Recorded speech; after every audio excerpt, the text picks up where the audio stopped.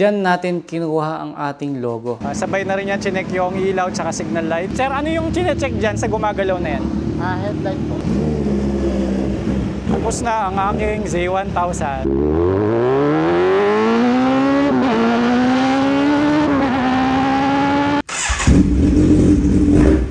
Z1000R naman ang gagamitin natin. At may konti akong dinagdag na accessories. Nilagyan natin siya ng visor. Nagpalit tayo ng side mirror. At kung mapapansin ninyo, dyan natin kinuha ang ating logo. Etong nakikita nyo parang sungay, yan ay visor. Eto yan. Ngayon, itong side mirror naman ng Z1, nagustuhan ko siya kasi hindi siya plain tignan at itong stem niya is may disenyo. Kapag tinignan mo ng malayo, ayun, may butas sa gitna, di ba? Tapos yung pinagtutornilyohan niya, meron pang cover. Kaya malinis tignan. Regarding naman dito sa kanyang salamin, ayan, napakalaki oh. Di ba? HD pa. Salamin talaga. Tapos etong visor natin ay transparent oh. At least may detalye pa rin, hindi boring tignan. At ito namang side mirror natin, kahit na pag tinignan mo ng top view, parang ang lapad eh, no? Pero kapag ka nakaharap ka sa cockpit, payat lang. Yung kasing dating side mirror na nakalagay sa Z1 ko, pang MT-09, so meron siyang ganito. Super plain siyang tignan, although maganda naman yung hugis ng mirror. Pero syempre, pagdating dito, iba eh. Diba? Dito pala sa takip, ito yung pinakagusto ko, may takip siya. At kung ikukumpara naman natin siya sa stock side mirror ng Z1000, ganito rin siya kataas. Itong motor natin ay napalitan na ng baterya. Diba? Sakto, expired na yung rehistro ng aking Z1000, kaya ito na yung right time para iparehistro natin siya. Kaya kung mapapansin nyo, hindi masyado ginagamit yung Z1 kasi syempre expired na yung rehistro. Ang kapalit pa naman ng expired na rehistro, pag na-checkpoint ka, impound. So instead na makaka 2,000 ka lang worth ng rehistro, masa 10,000 ka pa kasi may impound yung motor mo. Abala pa yun kasi pag na-impound, paano ka uuwi? Sakto, suki tayo dito sa LTO Guagua at bago natin binenta yung ZH2 natin, pinarehistro muna natin doon. Kaya alam ko yung process. Ito kasing Z1000 ko is 3 years na. Di ba kinuha ko to ng brand new. Ngayon, lahat ng brand new na sasakyan, motor man o 4 wheels, is 3 years free registration na siya. Or kung hindi man free, binayaran mo yun. Kaya ngayon 3 taon na yung motor, matik, expired na yung rehistro kasi na-expire to ng June. July ngayon, di ba? Hindi ko malalayo yung motor pagka expire yung rehistro nito.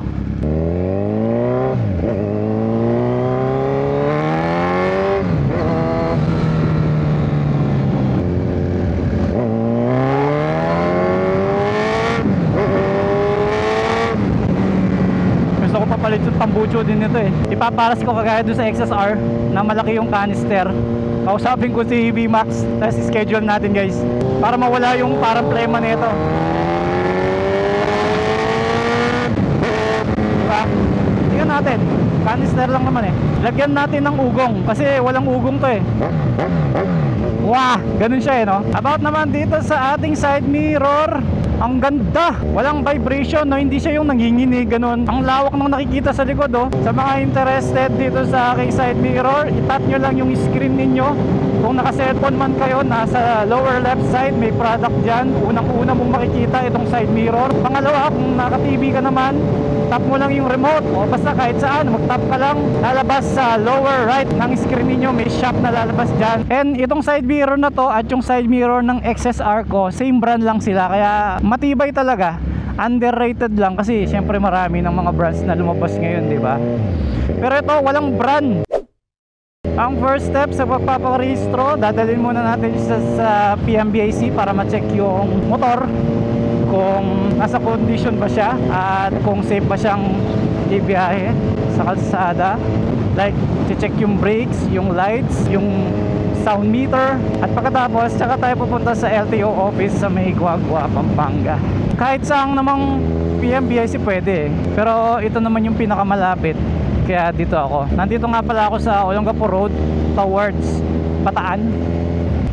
Angas ng side mirror, hindi ako nahihirapan ngayon ha. Ang alam ko dito lang yun eh. May bakod sa harapan nun eh.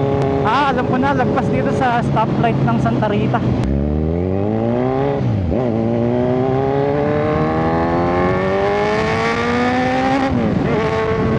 marami nagpaparehistro ngayon ah.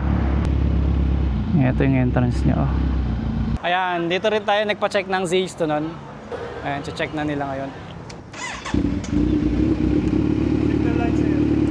Signal light. Takal. Parehistro kayo sir?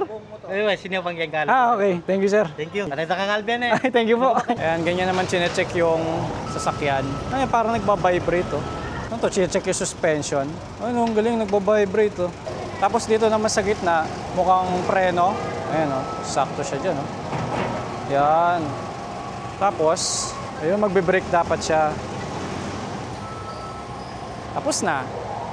And then, emission test naman doon. Ayan, pagka lowered pala yung sasakyan mo, hindi pala pwede dito. Oh. Tatama sa gitna, oh. Ay, tinulak na lang ni sir. Oh. Gaan ang kotse niya, no?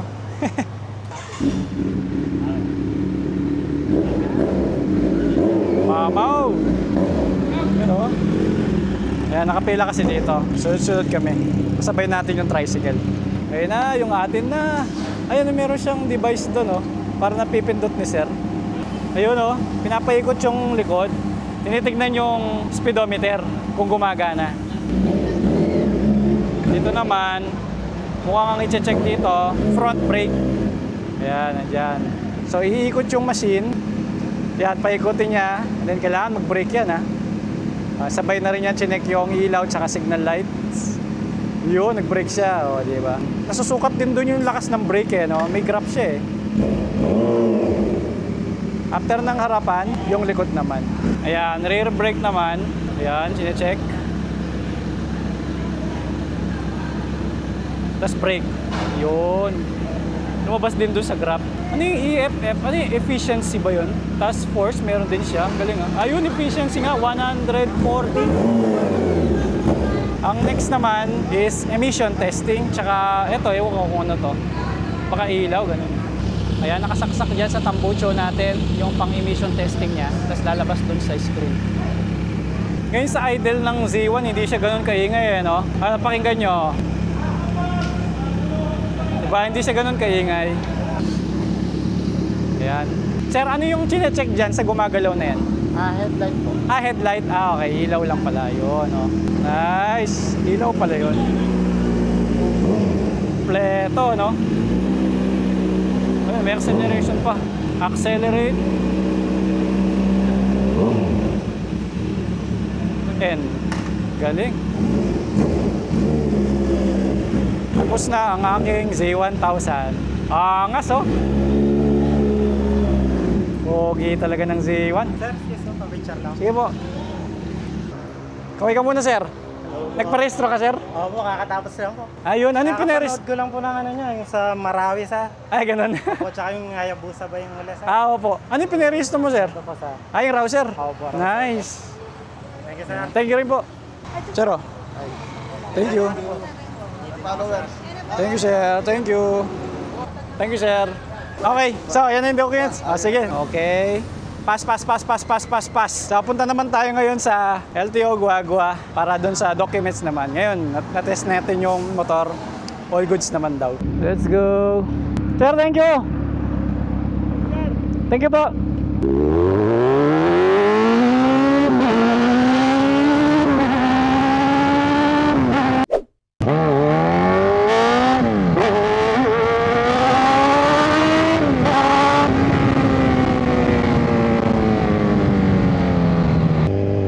Ito, kung PMBIC din to, mas okay sana para mas malapit. Ito. Ayan, ito na yung kanto. San Matias pala to. San Matias Kilo. Kaya konti lang din yung nagpaparehistro dito. Hindi kita sa main road eh. Nasa looban siya eh. Common kasi na mga LTO office dito sa Pampanga is yung sa Angeles City tsaka San Fernando. Doon sa PMBIC office naman, nagtagal ako mga 1 oras. Yan, dito hindi ko sure. Araw ng Lunes ako nagparehistro, no? Kasi syempre pagka Lunes, alam mo na. Ito yung office, oh. Diyan ako papasok mamaya. Pero sa insurance muna tayo bago dyan. Ito yung mga insurance office.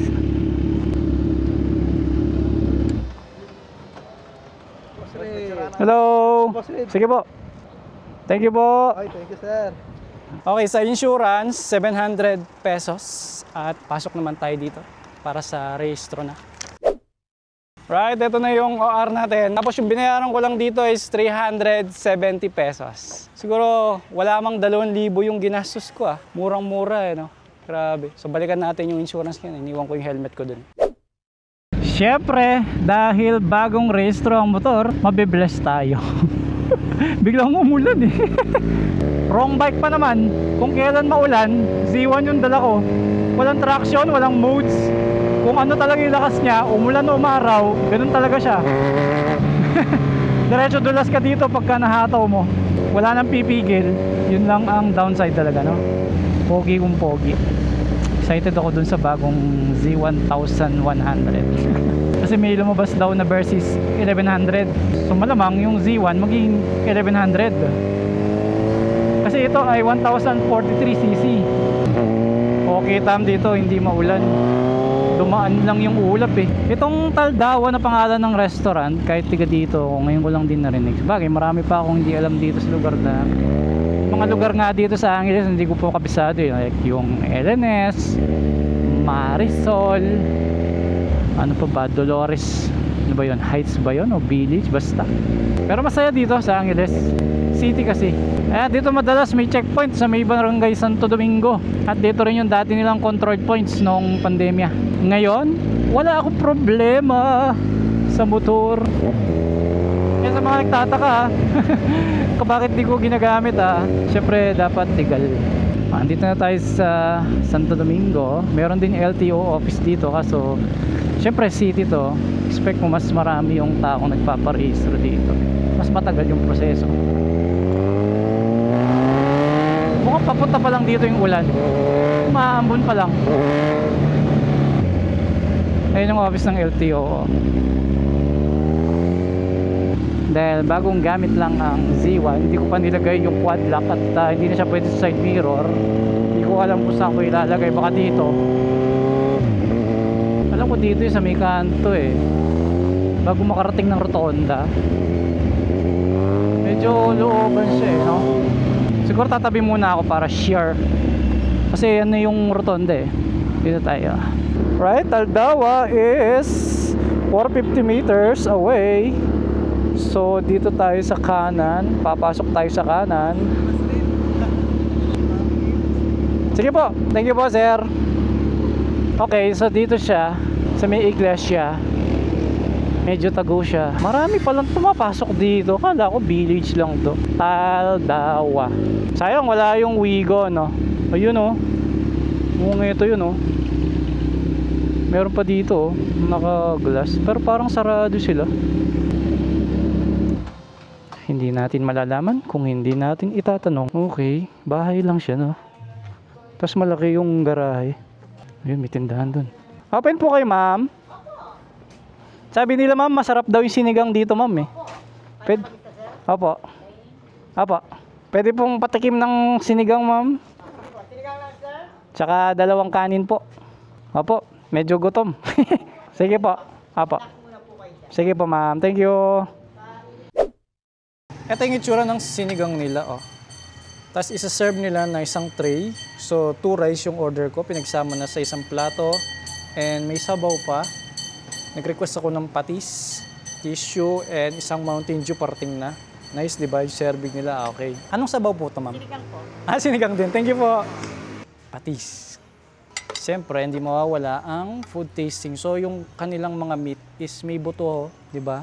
Ito yung masarap sinisip-sip, di ba? Okay. Konting patis.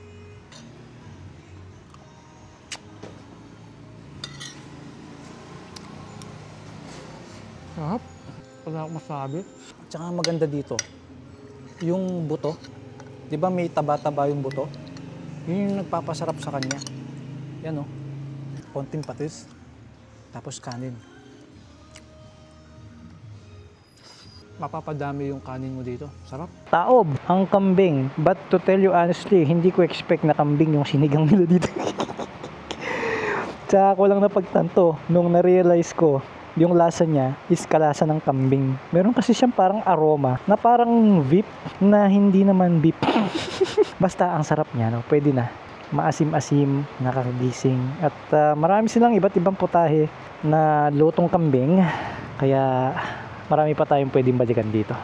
So 450 pesos yung aking bill. Tama ba? 450? Basta 400 plus. Kaso ang lakas ng ulan. Dito lang yan eh. Well, ganun talaga ang buhay. It's weather lang. Tanggapin na natin. Maulan talaga. Hindi ko lang alam kung saan yung daan.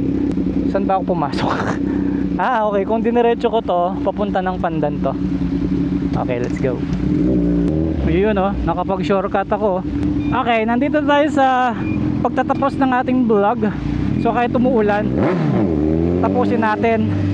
So conclusion naman tayo para dun sa ating ginawa ngayong araw. Sa rehistro, tumagal ako ng 2 oras.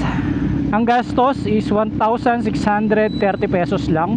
Ang distansya mula sa amin 15 minutes. Sulit naman, hindi siya nakakapagod. Pagkatapos dito sa pagkain, recommended siya para sa akin, okay naman. Medyo pricey pero kambing kasi yun di ba? Mas mahal yung kambing. Maganda siya kung meron kang bisita tapos gusto nyong kumain ng masarap na hindi mahirap, alam mo yun, puntahan ganun. Or wala masyadong tao, pwede yun. Para naman dito sa nilagay nating side mirror, ayun guys, at comment lang kayo kung anong masasabi ninyo dito sa bago nating setup. Cockpit ang tawag dito, di ba? Parang sa mga bike cockpit, di ba? Yung kung saan yung manibela mo ganun. Upuan naman para sa saddle ganun. So ano masasabi nyo sa ating side mirror and ng bagong mini visor? At pupunta lang ako sandali sa next gen garage, nandun yung boss ko. Ito na yung next gen.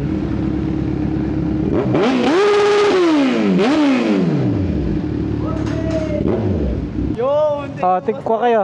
Yan. Sticker pari. Yun, pre.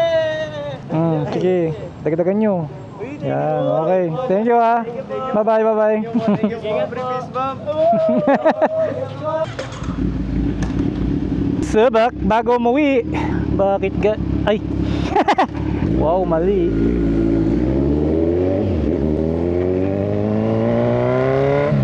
Alright, maraming salamat. Kung ikaw ay nakaabot hanggang dito, isa kang solid Reed supporter. May rainbow pa Nice one. Dito tuyo. See you next vlog. Maraming salamat sa inyong oras. Reed for Speed.